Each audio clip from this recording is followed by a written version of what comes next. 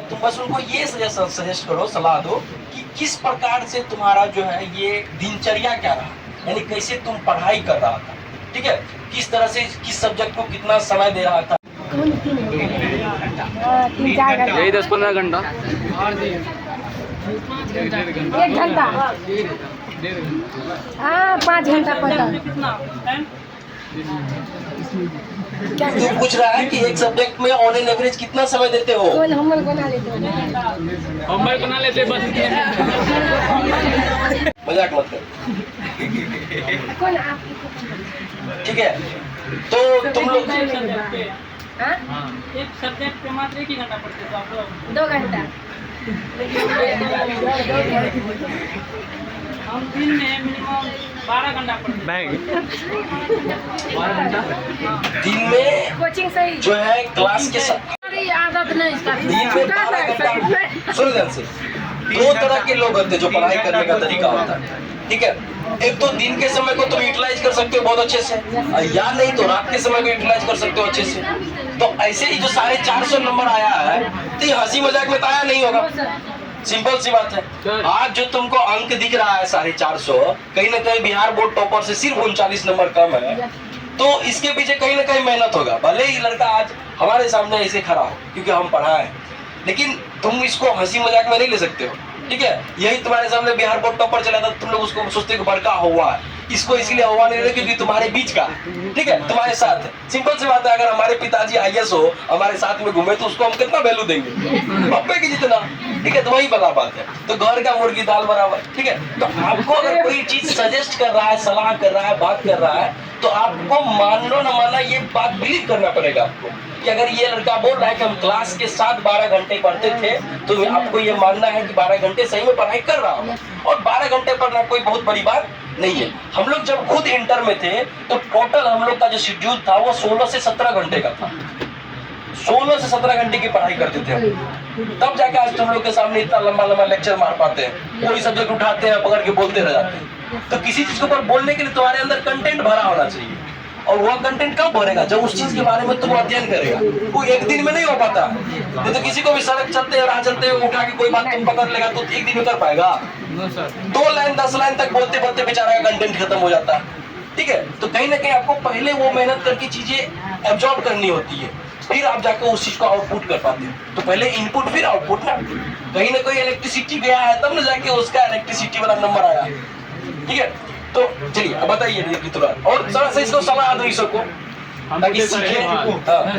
Exam घड़ी क्या 12 घंटा पढ़ा था, उससे पहले से पढ़ा था। हाँ, ये भी एक जवाब है कि आप सिर्फ एग्जाम जब करीब आया तब 12 घंटा पढ़ना शुरू किए कि एग्जाम से पहले से ही शुरुआत से ही पढ़े। अभी तुम्हारा भी कब चेक करेंगे कब से? अप्रैल से की पूरा ये है कि हम जब खेल जो करते थे उतने खेलते भी थे, पढ़ाई भी करते थे। 12 घंटा यानी खेल के साथ साथ मतलब 2 शाम का जो भी होता है 1-2 घंटे का खेलने समय। का टाइम मिलता था, खेलते बाहर दिन पढ़ाई भी नहीं करते थे, बाहर दिन पढ़ाई करेंगे। आप देखे आप सुबह कर रहे यानी ऑन एन एवरेज तुम बोल सकते हो, ऑन एन एवरेज तुम ये मान सकते हो कि हम कहेंगे मैथ पे ज़्यादा ध्यान देंगे, मैथ में कितना नंबर है? मैथ में आपको तरह में मारते हैं। 93 का स्कोर है,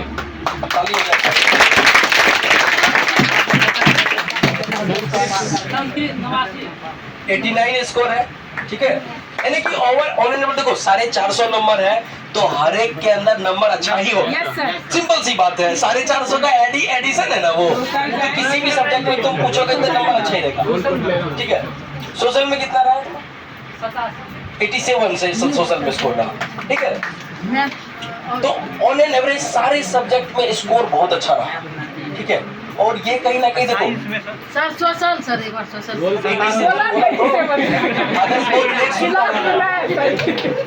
ठीक है। साइंस में कितना रहा?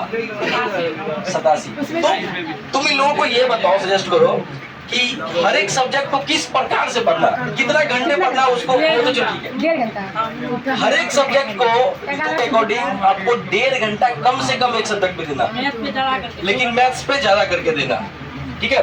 किसको कैसे पढ़ना है उसको थोड़ा सा इलैबोरेट करो।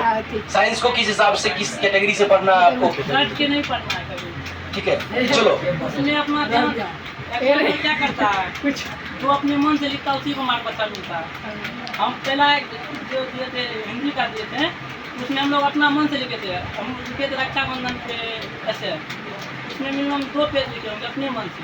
हम जो भी एग्जाम देते मतलब जो दिखता हम सब अपने मन से लिखे। उतना सर जो पढ़ा है उसी पे हम खास करके ध्यान दें। सर जो कॉपी में पढ़ा वही पढ़े थे बस। चलो इसके लिए भी एक बार जोरदार ताली।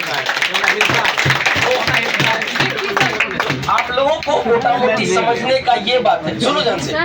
अक्सर हम लोग को क्या लगता है, जब हम लोग उस साइड बैठे होते हैं, हो सकता है अगले साल जब तुम लोग में से कोई इतना नंबर लेके आएगा फिर हम उसको यहाँ बुलाएंगे, ठीक है। और वही चीज सजेशन तुम लोग जो है फिर अपने से जूनियर्स को दे रहे होगे। यानी कि कहने का मतलब है कि पढ़ने के लिए बहुत सारी किताबें होती है, पढ़ने के लिए बहुत सारी किताबें होती है, बहुत मोटी मोटी किताबें होती है, लेकिन क्या पढ़ना है यही सीखने के लिए आप टीचर्स को ढूंढते हो। टीचर्स आपको पढ़ाता नहीं है, टीचर्स आपको ये बताता है कि आपको क्या पढ़ना है और क्या छोड़ना है। क्या छोड़ना है ये भी आपको उतना ही पता होना चाहिए कि क्या नहीं पढ़ना है और क्या पढ़ना है। तो इसी के लिए आपको टीचर्स की सहायता लगती है, ठीक है। तो टीचर्स के जो पढ़ाए हुए कंटेंट होते हैं एकदम रामबान होता है। सर जी छोड़ दिए वो छोड़ दी, इतना तो पकड़ लिए उसको। अरे कंटेंट अगर बहुत ज्यादा हो जाएगा तो तुम्हारे सिर के ऊपर बर्डन भी बढ़ जाएगा, इतना सारा चीज पढ़ना। तो तुम हो सकता है कभी कभी डर से ही हथियार छोड़ दो कि बाप रे इतना कैसे पढ़ेंगे, समझ रही है ना। तो इसलिए एकदम कलेक्टिव कंटेंट, क्वालिटी कंटेंट पढ़ना है, ठीक है, तब जाके स्कोर भी करना है। और जैसा कि एक अच्छा बात बोला ही कि रट के कभी नहीं पढ़ना। और ये बात हम भी बोलते हैं अक्सर कि रटने वाले को बहुत नंबर नहीं आता, रटने वाले को बहुत नंबर नहीं आता, ठीक है।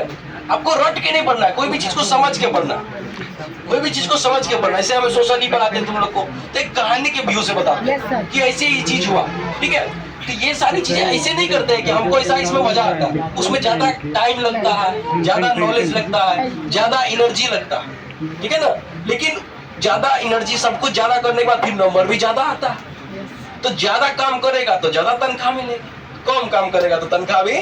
तो वही बात पढ़ाई के साथ है, ज्यादा पढ़ाई करेगा, स्मार्ट स्टडी करेगा, हार्ड स्टडी करेगा तो फिर तुम्हारा नंबर भी उस हिसाब से आएगा।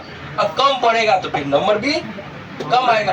अब बिहार बोर्ड है, कभी कभी होता है कि कुछ कमजोर स्टूडेंट्स भी होते हैं, चोरी भी चलता है, ठीक है। तो उसके अकॉर्डिंग सबको चले आता है। लेकिन जो जेन्युइन बच्चा है, जो क्वालिटी है उसके अंदर, तो उसको इसके बीच में हम लोग इग्नोर नहीं कर सकते हैं कि सारा चीज ऐसे ही हुआ, समझ रही है।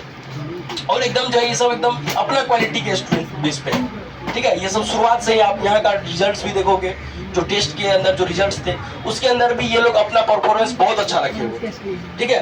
तो टेस्ट के अकॉर्डिंग तो ऊपर से देख लो, ऊपर से जो 4 को 5 को नाम रहता है ना, वही से का क्विंटल के हिसाब से नंबर आता है।